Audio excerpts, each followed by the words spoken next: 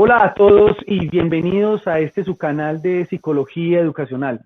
Hoy desde la Facultad de Educación y Ciencias Sociales del Tecnológico de Antioquia, institución universitaria. Durante las últimas décadas se ha visto un cambio significativo en ese proceso de enseñanza y aprendizaje que tanto docentes como psicólogos mancomunadamente han desarrollado al interior de las instituciones educativas. En esta oportunidad abordaremos desde la psicología educativa una serie de cuestionamientos que surgen tanto al interior de las instituciones educativas como al exterior de estas. En estos últimos meses hemos visto con mucha determinación cómo este proceso se ha visto afectado para ese recurso pedagógico, tanto para profesores y psicólogos como para académicos, alumnos y en general personas interesadas en la psicología educativa. A la luz de una comprensión epistemológica de la psicopedagogía, se ha unido un creciente interés por encontrar fundamentos e investigaciones de la psicología educacional para encontrar respuestas a la presión que existe en América Latina por mejorar la calidad de la educación.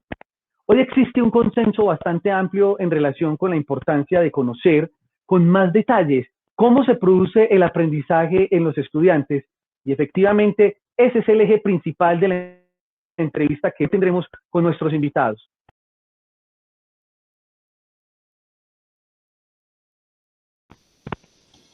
Partiendo de todo esto, agradecemos a la profesional Viviana Ozaguiral, ingeniera electricista, matemática pura, licenciada en educación tecnológica y especialista en educación, con más de 30 años de experiencia en el sector educativo y hoy por hoy coordinadora en la institución educativa Álvaro Marín Velasco.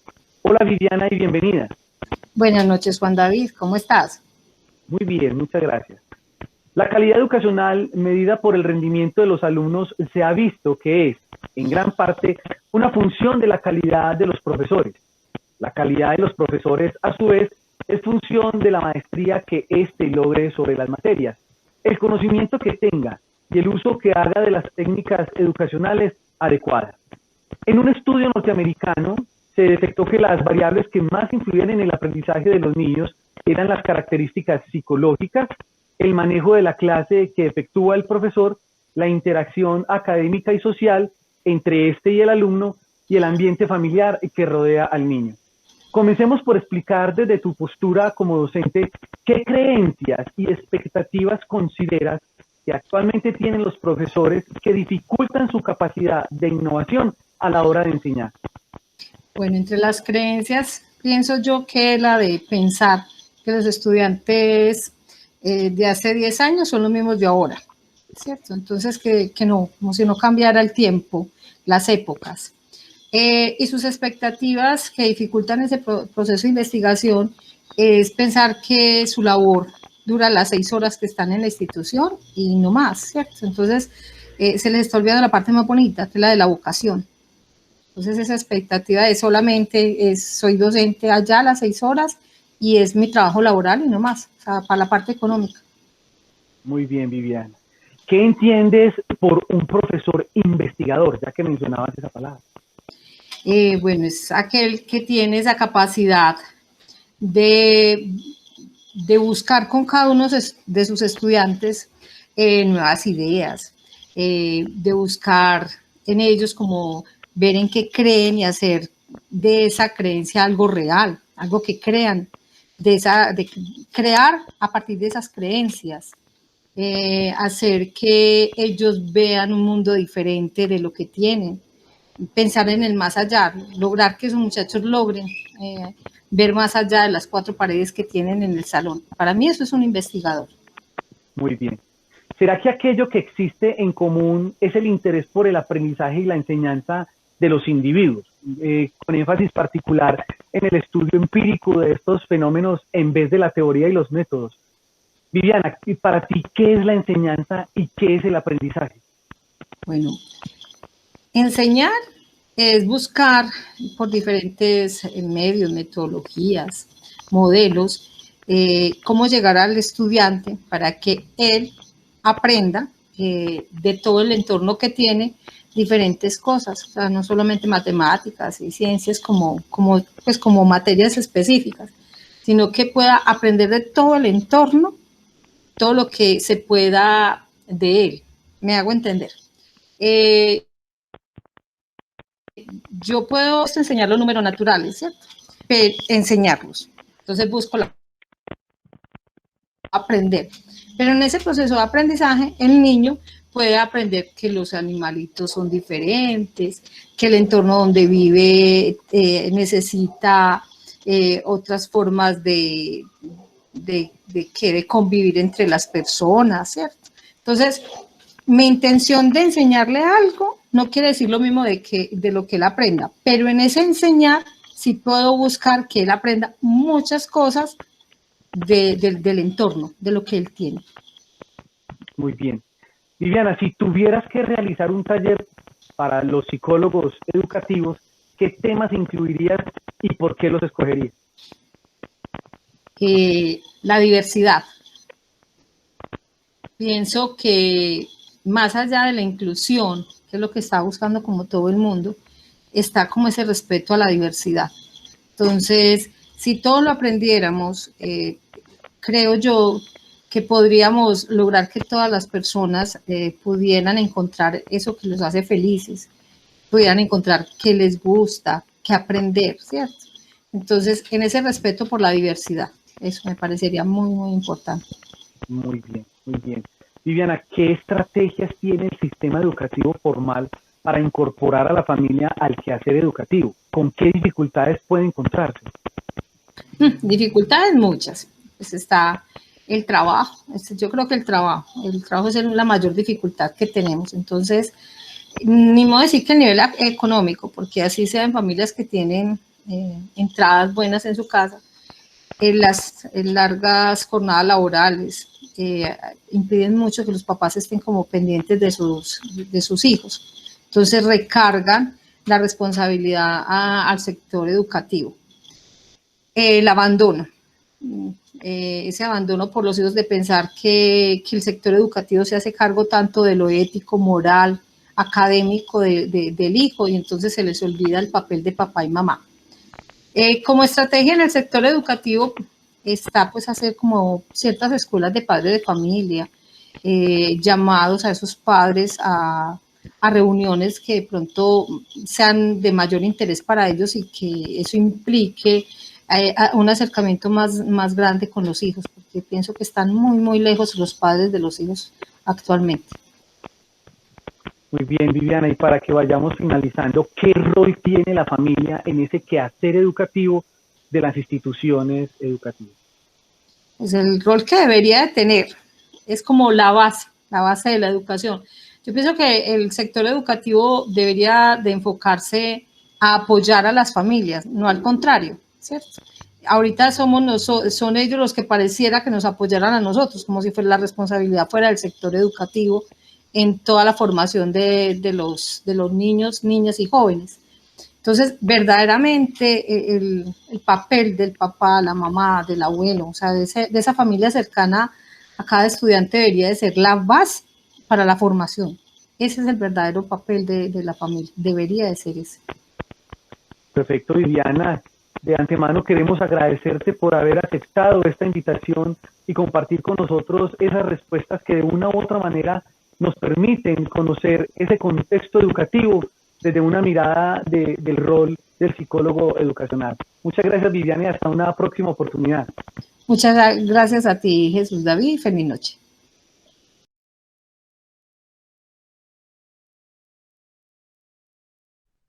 Desde una revisión de las teorías clásicas del aprendizaje hasta las más modernas, para llegar luego a centrarse en las distintas variables que sabemos afectan el aprendizaje de los niños y jóvenes.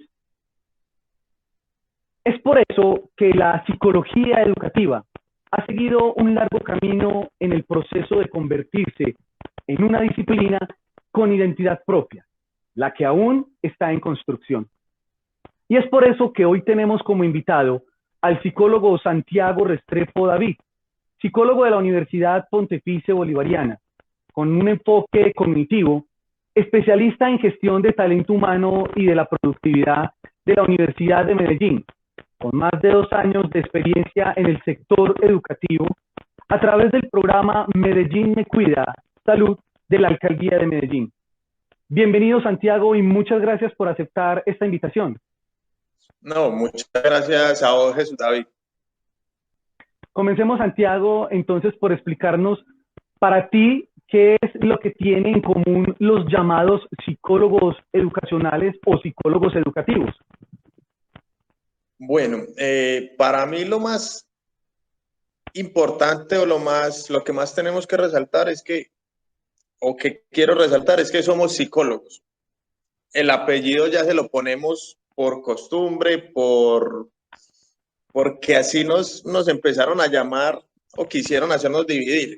Pero lo que más tenemos que resaltar es que somos psicólogos y en el campo de la educación lo que queremos o lo que intentamos hacer es ayudarle a un entorno educativo, como dice, pues como ese apellido, que es la escuela. No solo es a los estudiantes, sino que también tiene o incluye ahí a los profesores, a las familias, e incluso tiene muchos componentes del entorno donde uno esté o donde esté la institución educativa, sea el barrio, sean los programas que hacen parte de esa institución y demás actores que hagan parte pues, de la comunidad educativa.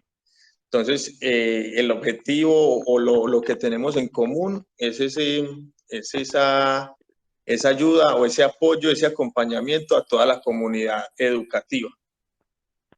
Qué bien.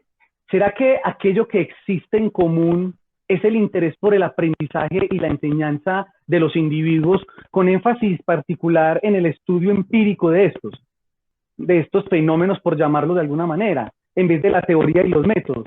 Cuéntanos para ti qué es la enseñanza y qué es el aprendizaje. Bueno, como tú lo dijiste, digámoslo, simplemente o simplifiquémoslo, enseñanza es el que quiere brindar algún conocimiento X, Y o Z del tema que sea, comportamental, digámoslo de salud mental, digámoslo técnico, digámoslo una materia en el caso de los profesores, y aprendizaje es la persona que recibe esa información y la introyecta, la asume como propia y le da una forma a esa enseñanza que recibió y la asume como propia. Muy bien, Santiago. Si tuvieras que realizar un taller para los docentes, ¿qué temas incluirías y por qué los escogerías? Bueno, Jesús, David, en este caso podemos como dividir la pregunta en dos. Podemos ponerla antes, prepandemia y pospandemia. Digamos que prepandemia, en el campo educacional hay un tema, digamos, delicado que se llama las activaciones de ruta. Que esas activaciones de ruta son como, por decirlo de alguna manera, son los casos delicados en temas de abusos sexuales, temas de violencia intrafamiliar y diferentes temas así que ya se tienen que derivar a las autoridades competentes, ¿cierto? Esa responsabilidad no es solo del psicólogo que está en la institución, sino que es también de los profesores y de las directivos de la institución. Entonces, a los profes antes de pandemia, digamos que ese tema es mucho más o era mucho más común que ellos se enfrentaran a eso. Y el manejo de las emociones al enfrentarse a una situación de esas es un poco complejo. Entonces, en ese caso sería ese manejo de las emociones, la inteligencia emocional frente a esas situaciones.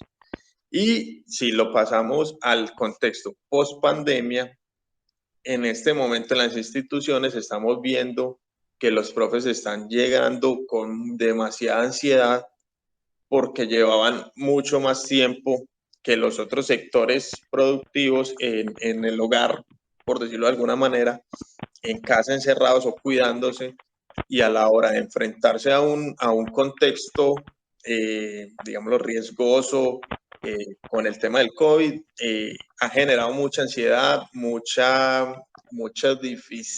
pues les dificulta a los profes manejar las emociones frente a los nuevos riesgos a los que se están enfrentando. Entonces, en este caso también sería un poco un taller o unas charlas enfocadas a bajar un poco la ansiedad y normalizar pues las acciones y a la nueva normalidad que nos estamos enfrentando. Muy bien, Santiago. Para ti, ¿cuál es entonces el objetivo de estudio de la psicología de la educación? Bueno, digamos que ahí hay un poco una diferencia entre bueno, digamos no diferencia, hay un poco dos caras de la psicología, lo que es la teoría y lo que es la práctica. Yo te lo puedo hablar desde la práctica, desde lo que yo he vivido y he podido reconocer. Para mí, la psicología como tal es a tratar de ayudarle a las personas. En la psicología educacional es tratar de ayudarle al entorno educativo, es decir, los profesores, los estudiantes, las directivas, las familias de los estudiantes, que en algunos casos son las que más necesitan ayuda, más que los mismos niños o los mismos jóvenes. Entonces, el objetivo y la función como tal del psicólogo es brindar ese acompañamiento, esa orientación, ser una figura referente en la institución para poder acompañar esos procesos de formación, de enseñanza, de crecimiento, de crianza frente a toda esta comunidad. Muy bien, Santiago. Nos surge también otra pregunta muy importante y es, ¿qué desafíos le esperan a esta disciplina en construcción? Bueno, para mí el desafío mayor está en que la teoría se pueda adaptar a la realidad y que los psicólogos que lo realizamos en la práctica sepamos adaptar esa teoría que ya está a lo que en realidad se necesita. Ese es el mayor reto que tenemos o que yo identifico, porque si nos paramos desde solo la teoría, desde el tema, digámoslo, tal vez de la ley también que nos compete en ese entorno, viene a ser un poco, nos coarta las posibilidades que tenemos. Si nos movemos más libres y adaptamos la teoría a la realidad, podemos ejercer una función mucho más gratificante, mucho más productiva y mucho más real. Porque si te cuento desde mi caso, cuando yo estuve en el colegio, el psicólogo para mí era donde iban los que tenían un problema. El psicólogo para mí nunca, pues era una persona ahí X, un señor o una señora que nunca servía para nada, que nunca ayudaba en nada.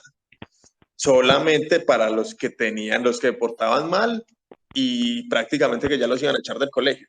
Era como un requisito. No más, no era una ayuda, no era un referente, no era una persona a la que uno pudiera buscar o apoyarse en algunos momentos. Entonces, para mí ese es el reto mayor, cambiar esa visión que se tiene de los psicólogos en general, en que hay mucho tabú o mucho mito de que es solo para los locos o para las personas que están en problemas, sino que sea una persona referente donde los estudiantes y la comunidad educativa se pueda apoyar y pueda ayudar y pueda ser un referente para presentarse en diferentes temas. Muy bien. Ahorita tocaste un tema muy importante.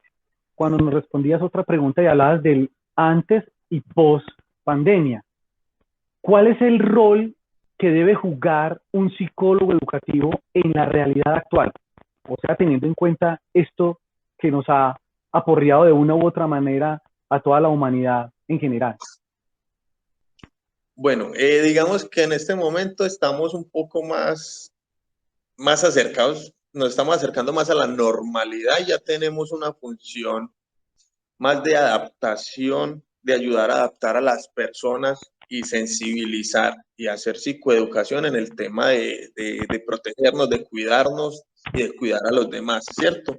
Pero en el momento que fue el tema central, la pandemia, el encierro, la incertidumbre que no sabíamos a qué nos estamos enfrentando. Fue muy evidente la ansiedad, muchas crisis de personas o estudiantes, o incluso hasta uno, o profes que no sabíamos a qué nos estábamos enfrentando o qué esperar. Entonces era eso, más brindar calma, brindar tranquilidad, brindar un espacio donde se pudieran expresar emociones y sentimientos para poder entregar, pues como se dice, digámoslo técnicamente, homeostasis o estabilidad pues a las personas.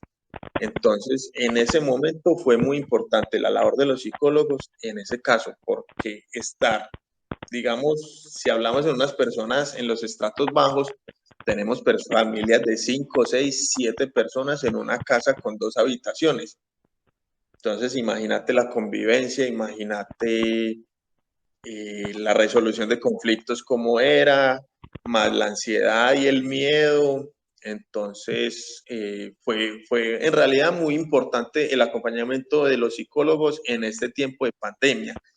Y tú igual, en este momento que ya estamos como retornando a la normalidad, es sensibilizar en el autocuidado, sensibilizar en el cuidado por los demás y en el cuidado de nosotros mismos. Muy bien. Santiago, para que vayamos cerrando, ¿qué estrategias tiene el sistema educativo formal para incorporar a la familia al quehacer educativo? ¿Con qué dificultades puede encontrarse? Jesús, esa es la pregunta del millón. ¿Por qué? Porque desde las instituciones hay muchos programas y muchas estrategias. Te cuento de una que se llama Escuela de Padres, que es un grupito de actividades, un grupo de actividades que se crean y se programan con los padres de familia para fortalecer habilidades para la vida o desarrollar ciertos temas. Pero la mayor dificultad es el acompañamiento de las familias en estos estudiantes, o por lo menos en el entorno en el que yo me desenvuelvo normalmente, que son estratos bajos o familias vulnerables. Entonces, el acompañamiento de las familias es nulo. Por más que la institución abra los espacios, cite, casi que les dé pues los pasajes, es muy complejo que las familias sean presentes, no solo en escuelas de padres, sino digámoslo también en la formación de los menores. Entonces es una pregunta a desarrollar, a investigar, a buscarle solución, porque si lo ponemos por otro lado, digamos que el papá tiene la disposición, los padres tienen la disposición de asistir, pero si trabajan en la institución, en el lugar de trabajo, les empiezan a poner también problema porque venga, cuántas veces va a ir, no puede ir, lo necesitamos, tal cosa. Y si no es urgente, es más difícil que les den pues el tema del permiso. Entonces es una pregunta que necesita mucho desarrollo, pero lo que te puedo decir es que desde las instituciones, desde las alcaldías, desde la Secretaría de Educación y hasta la Secretaría de Salud, se promueven muchos espacios para la formación de los padres y de las familias en el acompañamiento a los menores. Qué bueno, Santiago, escuchar esa respuesta. Y eso me inquieta y me hace cuestionar esta última pregunta, y es, entonces, ¿qué rol tiene la familia en ese quehacer educativo de las instituciones educativas, si valga la redundancia? Bueno, las familias en un contexto, digamos, en lo normal, son el pilar fundamental del entorno educativo, del entorno para desarrollar a los estudiantes en la crianza de los menores.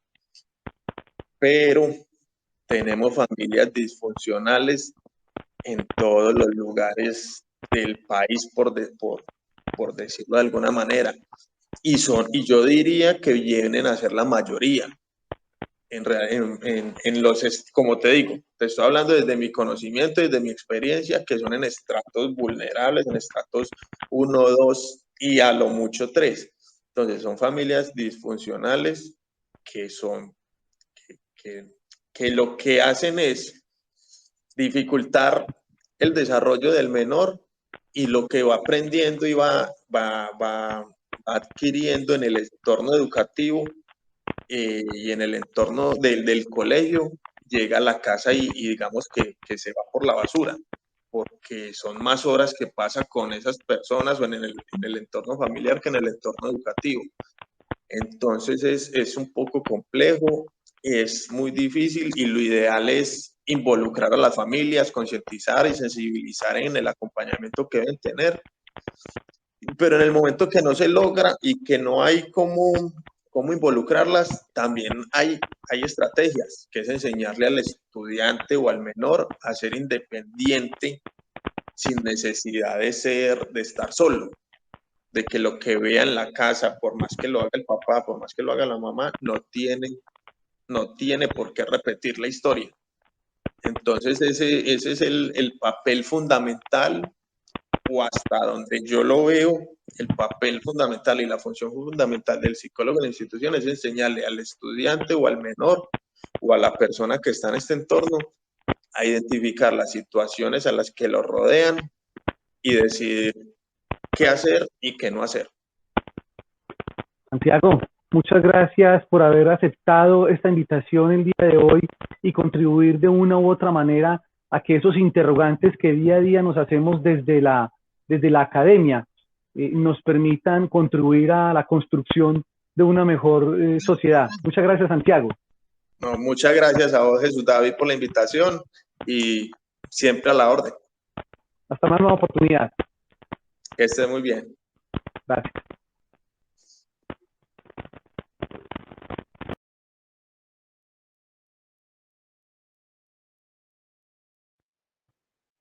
En este proceso, son muchos los actores que han ido influyendo en su historia, su problemática conceptual y la definición de su objeto de estudio. Estas influencias han provenido desde distintas áreas del saber, especialmente la filosofía, la educación y la psicología.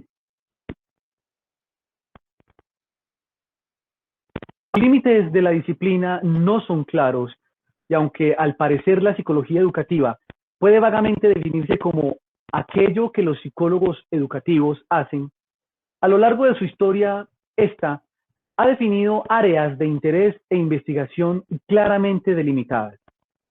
A lo largo de estas áreas de trabajo en las que está comprometida la psicología de la educación, se puede comprobar el inmenso esfuerzo realizado por ofrecer a los educadores conocimientos psicológicos, recursos extraídos de los ámbitos escolares, contribuyendo de esta forma a la construcción de una ciencia puente entre la psicología y la práctica educativa, con resultados esperanzadores. Es así que el desafío de la psicología educativa en los próximos años es el de proveer de una riqueza tanto en profundidad como en integración de las distintas perspectivas. Esto último puede ser la fórmula para disminuir los problemas que surgen a partir de las excesivas especializaciones. Si esto se logra, los próximos psicólogos educativos estarán profundamente imbuidos en un área de especialización, siendo al mismo tiempo capaces de ver el impacto en su área en conjunto con el resto de las especializaciones, para proveer un entendimiento integrado de nuestros roles cognitivos, afectivos, sociales y comportamentales. Muchas gracias y hasta una próxima oportunidad.